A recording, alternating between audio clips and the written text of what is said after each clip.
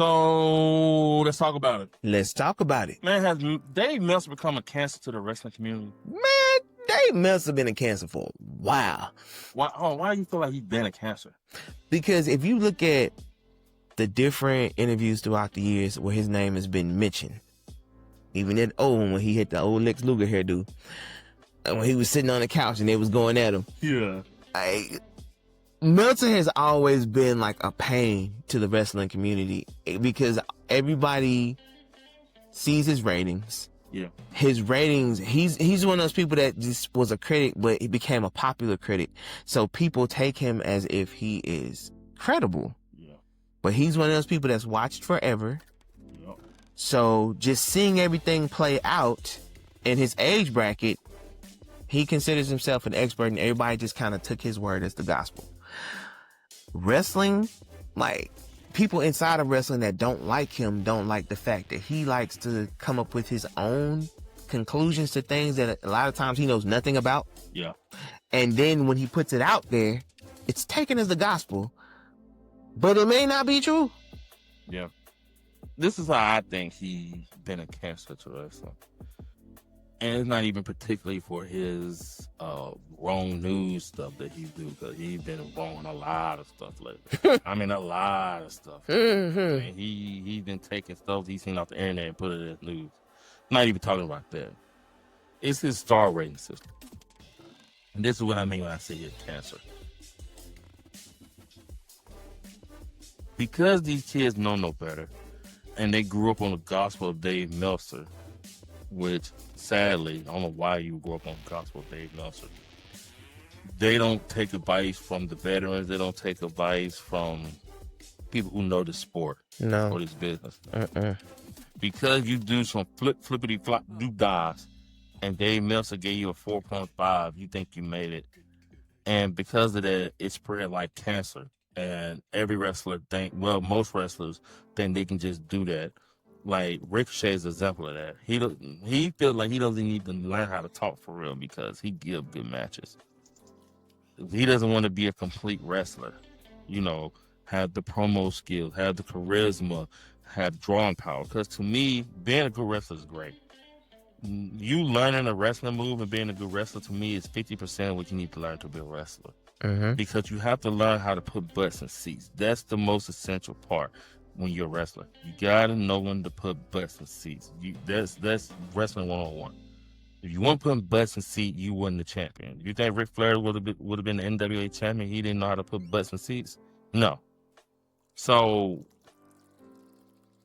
they took away the aspect of, okay, you need to learn how to walk like a champion. You need to learn how to put butts in seats. And now, because they know how to do a 460 splash, and Meltzer gave him a 5-star, then we don't got to do all that. We can just give good matches. Mm-hmm. And now that's why you see the shows the way they are. That's how I think he become a cancer. I agree. Because the star ratings, like, has become gospel. I don't know why it become gospel. Mm-hmm. And it's spread like wildfire. And everybody fighting to get one. Which is ridiculous. I got to have a 5-star match. What Meltzer say? I mean, even WWE, to one point, they had the video game where you had a 5-star match rating. It's still on there. Yeah, it is. It's still on there. It's on 2K25. So it's like, that's what I'm saying. It's like, they don't define anything, just having a 5-star match. Because if there's only 200 people that saw that match, did you really do anything? And to be real, you think of the matches that he gave 3 and 4 stars to, these are matches during the Attitude Era that were peak matches that he gave The Rock and Hogan like 3 stars at WrestleMania. Let that sink in, yo. And you know what I'm saying? That's at WrestleMania with people in the seats, and had the crowd going wild in that match. He gave it 3 stars, but you give Mercedes and Riho 4.5. Nobody, like, they didn't bring nobody to the arenas. No. But here we are. Yeah. What? It just amazes me, man, how things change and how one person who, from what I understand, has never truly been in the wrestling business can influence the wrestling business so heavily. It's crazy, right? I mean, it just shows you when you give the right person power, they gonna take that and run with it. Cause really, Dave Meltzer has done what for the business besides, like you said, like a little girl, that's it. and give 5-star ratings. But you know, hey, at the end of the day, those that are true to the game, they gonna do what they do, Yep. whether it's a 5-star match or not. And those characters know who they are. And they're one of the reasons why people, like you say, we put butts in seats. Because that is ultimately what it's about. LA Knight may not have a 5-star match every night, but he got the crowd chanting, yeah. And they going crazy when his music hit. Same with Jey Uso. Same with even Drew. Same with Seth. It's like, it's certain people on the roster that are like undeniable. You know you're going to have the people singing with you, chanting with you. Even if it's not a 5-star match every night, it's going to be people there to see you. Which again, when you have a product, you want people to buy your product. So yeah, I don't care who says the product tastes good. If it don't taste good to me, it don't matter. I'm not buying the product.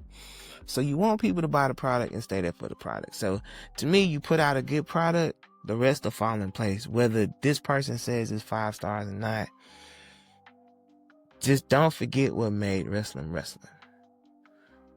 And yes, the skill set needs to be there, but the characters are what you get attached to.